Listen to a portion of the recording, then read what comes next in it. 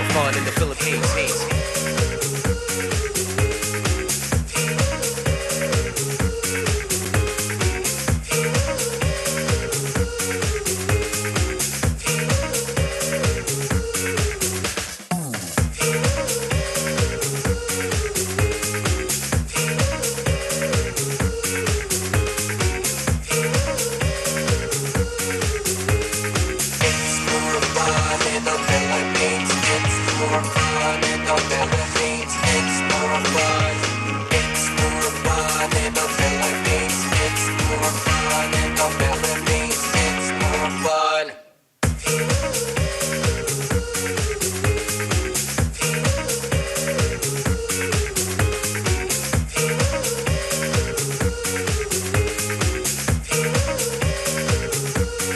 It's more fun in the Philippines.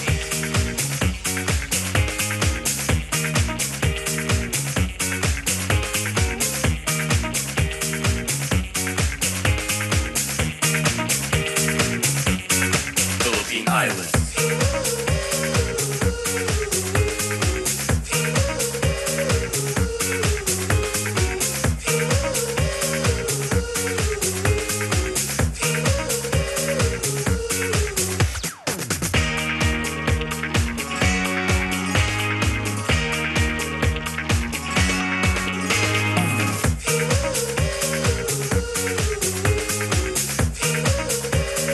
It's more fun in the Philippines.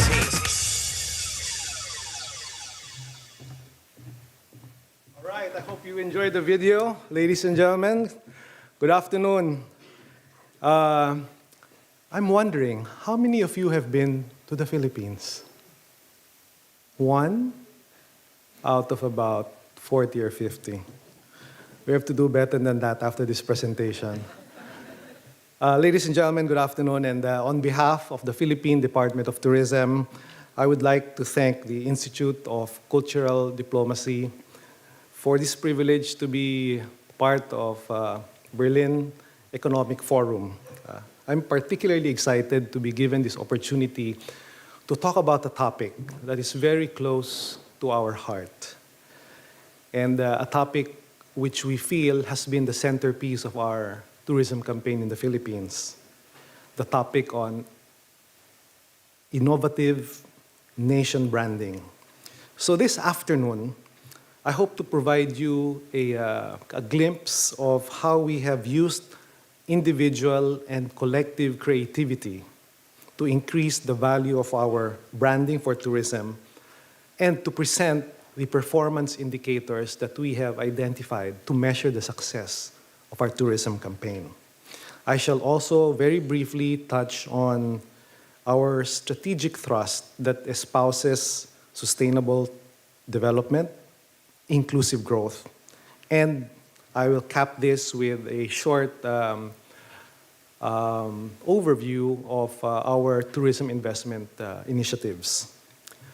In 2012, about 4 years ago, we launched a tourism campaign that we feel has reverberated around the world.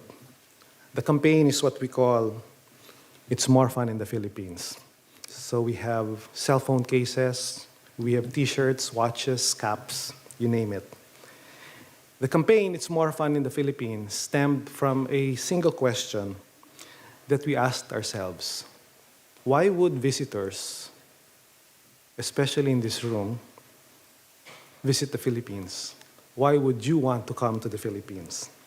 The overall goal of the campaign was to improve the country's image. The country's reputation, to increase visitor arrivals, visitor expenditure, employment, and overall contribution to GDP. So these are performance indicators that most tourism bureaus or organizations have set for themselves. These are also the same performance indicators that are the essence of nation branding. So we set out to prepare a plan that included developing a new brand, a new voice for Philippine tourism that had to be anchored on the competitive advantages and strengths of the country. We looked around and we saw competition all over, very stiff competition. At that time, destinations in Asia were already running their very amazing tourism campaigns, their very incredible tourism campaigns around the globe for a good number of years. And in so doing, they've been getting tens and tens of millions of tourists. So we told ourselves we simply couldn't afford to be left behind. We had a lot of catching up to do, and we had to act fast. At that time, we had a very active campaign, but we felt we needed to change dramatically and step up our efforts if we were to provide serious competition. We couldn't take it easy and just wait for the tourists to come. We had to do something different so we could get the attention of the market. We knew we had to be competitive, and to do so, we had to rally everybody behind our tourism campaign. For the campaign to be effective, we had to get the support of the entire Filipino people. And to get that support, it was important for Filipinos to have a deeper sense of pride and at the same time, a very competitive spirit. And to achieve this, the campaign had to be participative and inclusive. We looked around and assessed the tourism campaigns in the region and eventually crafted our own strategy. While other countries invite you to observe, to look, we invite you to join. We invite you to participate. And we believe Filipinos can promise a more heartfelt, engaging, and interesting experience. As we say, wherever you go, whatever you do in the country, it is the Filipino who will complete the vacation and make the holiday experience unforgettable. We look after our visitors the same way we do our families. It's in our DNA. By nature, we are fun-loving, we are friendly, we smile a lot, we laugh almost all the time, sometimes for no reason. We get a little bit noisy, but fun nonetheless. And when we have a good time, then this is very important. When we have a good time, we want to make sure that everybody around us, the visitors, the friends, also do. We take it almost like a personal responsibility to make sure that they are looked after. And this is reflected in the way we continuously ask questions like, are you okay? Is there anything else you want? Is there anything else you want to see? And as the video showed earlier, have you eaten? Okay? It's also our way of saying hello. Have you eaten? A little bit strange, but this is really how it is. And so we thought the fun factor was exactly what we needed to inject into the campaign. The picture on the screen is a real mountain bike, an actual mountain bike. That is the base model, but we have upgraded versions, with the... So after months of consultation with our advertising agency and several revisions of the creative materials, we rolled out the campaign, More Fun in the Philippines, in January 2012 in Manila, in a relatively simple mid-morning briefing in our own building. No fancy hotels, no function rooms. We had it in one of the small rooms in our building. No fancy meals, no long speeches. We had no more than 50 partners from media.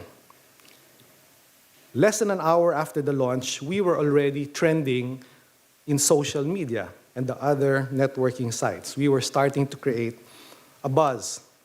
When we launched the campaign back then, we only had 3 memes or versions of the More Fun in the Philippines. Commuting, More Fun in the Philippines, and this is a shot of a couple of boats in a lagoon in the island province of Palawan, one of my personal favorite. The second is Getting Upstairs, More Fun in the Philippines. This is a shot of the Banawe Rice Terraces. I don't know if you've heard of this. This is a UNESCO World Heritage Site located in the northern part of the Philippines. The third one is Status Updates, More Fun in the Philippines. This is a shot of a diver interacting with what we call a whale shark. The story of the More Fun campaign offers an interesting and relevant and often useful discourse on people's participation in a country marketing campaign and the effective use of the digital media, something that is quite important especially for the millennials, such as yourselves. It also shows how an ad agency with a relatively, or an agency rather, with a relatively small budget like the Philippine Department of Tourism can make its mark in the tourism playing field. We knew that our advertising budget was a fraction of what our neighbors had. So this compelled us to be more innovative, creative in our ways. A couple of years after the launch of the campaign, there was a book that was written, and the book is entitled Advertising More Fun in the Philippines. It was written by a British gentleman by the name of Tony Harris. He was the CEO of the ad agency that put the idea together, or at least helped put the idea together. The book, and I quote, takes readers from the genesis of the multi-awarded tourism campaign to the top of its popularity across the internet and dozens of award podiums in the last few years.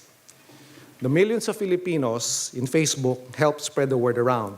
They started taking more fun photos, they placed witty captions, and uploaded them on the different networking sites. Twitter also provided a very effective platform for us to generate awareness on the campaign. So hours into the campaign, the new campaign, we were already trending.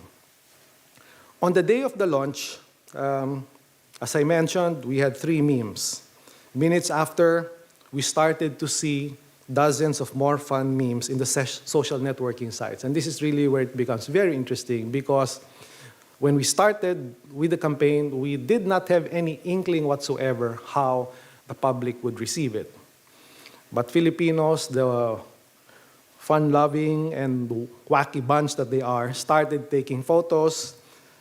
And by the end of the day, the first day of the launch, we estimate that there were already over 100 versions of More Fun in the Philippines. In the weeks and the months after, this would go up to 5,000, 10,000, 20,000, 30,000. So today, thanks to the thousands of Filipinos, tens of thousands of Filipinos who uploaded photos of the different attractions and activities in the country, we have 75,000 versions of More Fun in the Philippines. And many of what have been uploaded are now actually being used by the Philippine Department of Tourism and even partners from the private sector in their own printed, audiovisual, and digital materials. And this we consider to be one of the most successful crowdsourcing tourism campaigns around the globe. Today, we have materials in Chinese, Japanese, Korean, Arabic, Russian, Spanish, French, Vietnamese, Bahasa, and of course, German, among others. The campaign, we feel, has resonated very well because it's easily understood. It allows us to differentiate ourselves from the competition, particularly in Asia. And more importantly, it is anchored, again, we feel, on a fundamental truth that we are basically fun. It aims also to deliver on our promise with a national campaign. From the very start, we knew that we did not have the same financial resources as our competitors. We knew that our advertising budget, our marketing budget, was a fraction of what others had. But we had an advantage. We had, well, at that time, we were only 95 million Filipinos. Now there are 100 million Filipinos whom we feel could be transformed into our tourism ambassadors. Filipinos who are willing to help, were creative enough to conceptualize interesting materials, and very importantly, technology savvy. There are, of course, other countries with a much larger population base, a much larger Facebook page or Twitter base, but perhaps one advantage that we have is that we have a much larger global footprint because we have Filipinos in almost all corners of the world. We're happy to let you know that this campaign landed third among the 100 best marketing campaigns in the world in a survey conducted by Marketing Intelligence Service, WARC, in 2014. The first 2 years of the campaign was focused on creating a higher awareness level of the country as a whole. On the third year, we moved to the next phase, what we call the power branding phase, where we started focusing on specific destinations. Manila, Cebu, Boracay, Bohol, Davao, and Palawan, among others. So let me show you some 30-second AVP materials for some of the destinations, okay, that we have produced.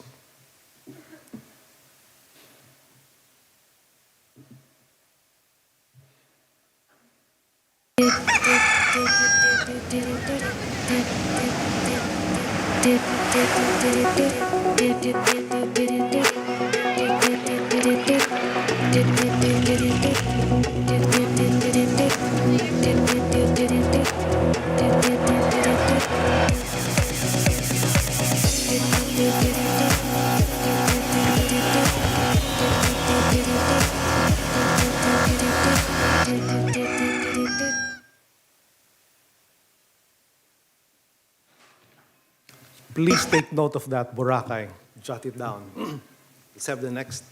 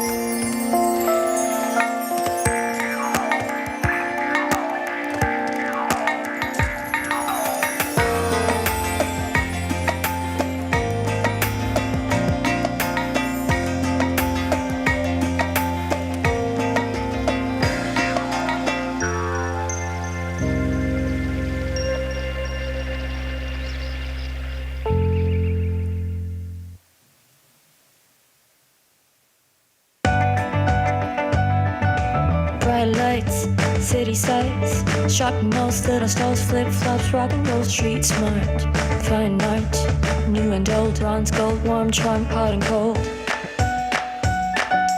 Quick bites, foodie finds, nice smiles, wild style, cheap thrills, sky high, knick-knacks, welcome back.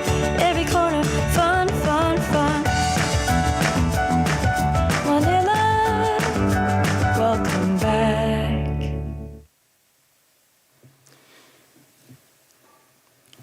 We have about 5 other videos, but the reason I presented this, it also gives you an insight of our strategy, our marketing strategy for the Philippines. If you notice, each of the destinations featured has its own attraction, quite different from the 3 others. And we feel that one of the advantages that we have, being an island of over 7,100 islands, an archipelago of over 7,100 islands, is that we're able to promote simultaneously 4 or 5 major destinations.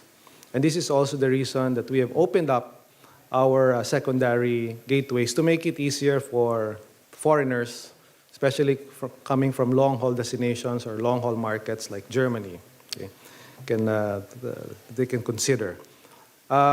We have also received several award citations from different prestigious publications, and some of those are flashed on screen.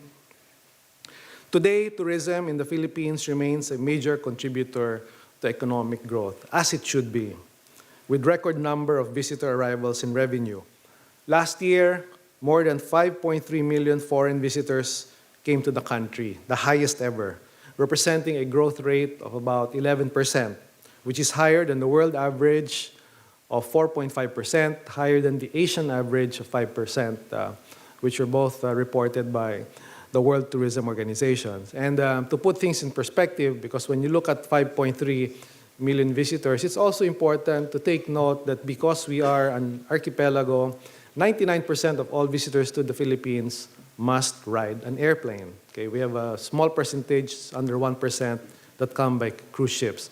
Unlike other countries in Southeast Asia, we do not enjoy any cross-border travel. So in a way, it's good for us because we tend to get the higher yield the higher spending visitors coming to the Philippines who also stay much longer.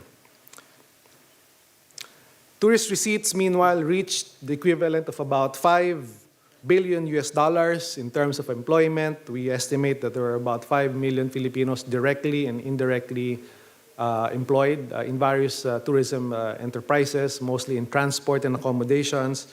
We estimate that tourism workers now account for about 12.5% of the total workforce in the country. And in terms of GDP contribution, we estimate it at about 7.8, maybe close to 8%. We're trying to move this closer to maybe 11, 12%, maybe as high as 15%, similar to what you would see in most developed tourism destinations, not only in Europe, but many parts of Asia. While tourism in the Philippines and the rest of Asia, for that matter, further develops, it is important for stakeholders to be reminded to look beyond the economic benefits. As we say, tourism is not only about counting visitors or calculating revenues. Just as important, tourism is about providing employment opportunities, building communities, and improving the lives of our people. Let us also remind ourselves that tourism's role is also to help ensure that the natural resources on which many of our tourism activities are based must be protected for future generations to enjoy. And this is a cornerstone of our development plans. In our current National Tourism Development Plan of 2011 to 2016, and even in the ongoing successor plan of 2017 to 2022, we place a lot of emphasis, importance on sustainable development of tourism. And this is particularly important for a small country like the Philippines, where many of the islands are fragile in a sense and are exposed to challenges, environmental challenges. As tourism demand for various destinations in the Philippines strengthens, we also need to continuously improve air access and expand our capacity in the accommodation sector. Just 2 days ago, we finished hosting what is regarded as the largest aviation event in Asia. It's called Roots Asia. And the idea was to get all these network planners from different airlines to come to Manila and other points so that hopefully we can convince them to add flights to the Philippines. We have set up a dedicated tourism investment promotion group in the Department of Tourism to look after investments.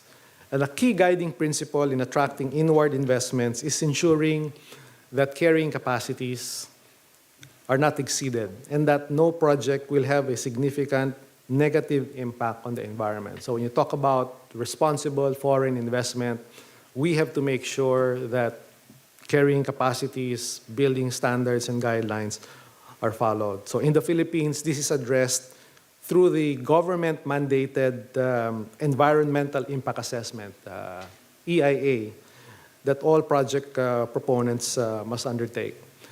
The Philippines, fortunately, has received several credit rating upgrades over the last couple of years, and we feel that now is really the best time to invest in a wide range of tourism-oriented businesses in the Philippines. We believe that we have made significant headway in our nation branding and tourism promotions effort. But we also know that there are still a lot of challenges ahead, and we still have a long way to go. The key to keeping the fire burning, so to speak, is to remain forward-looking, optimistic, and as we always say in the tourism industry, to continue to encourage and inspire one another. Let me leave you with a video that tells the story of a Filipino boatman whose life has improved because of tourism. This is a story which I hope will inspire all of us, stakeholders, students, academics, to push for tourism that is truly participative and inclusive. Let's have the video. Almost 7 years na talagang humina yung ekonomiya ng bisita. But the Philippines has a fraction of the number of tourists that other countries in the region get. Beautiful destinations, horrible infrastructure, and a bad rep. And the Philippines stayed the sixth man of Asia, even particularly in tourism. So there was a major perception problem. Why should people go to the Philippines?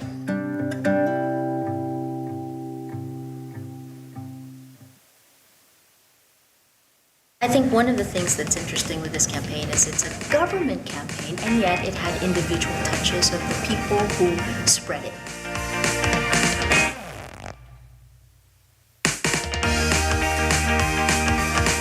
Alec and me kind of just lit up, and I thought, hey, I could do better.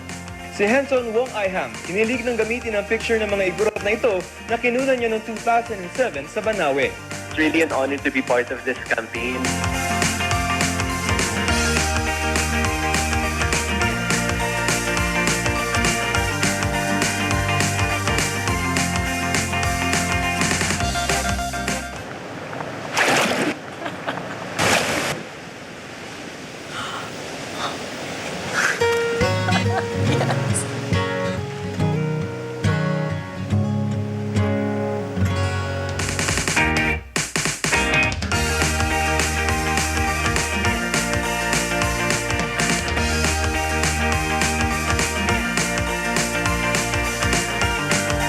How will you show the rest of the world that it's more fun in the Philippines?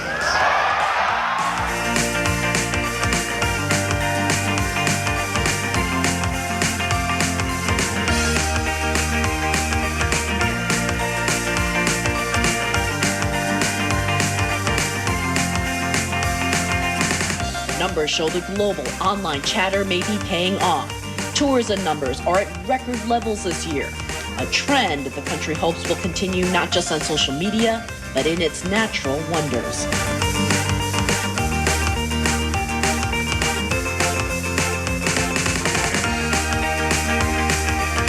Please continue telling the whole world it's really more fun to visit the Philippines. The President of the Philippines, as of last count, we have somebody counting, has used the phrase, it's more fun in the Philippines, an exact total of 57 times. Ang pahayag nga po natin sa daigdig, it's more fun in the Philippines.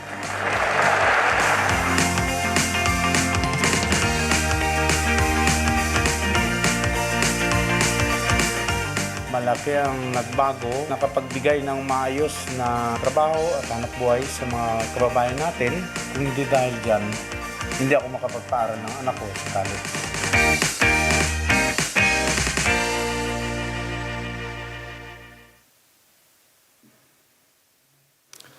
Thank you very much. Let me just make one final picture and invitation. We are here together with a delegation of about 50, 60 partners, both from government and the private sector, for ITB.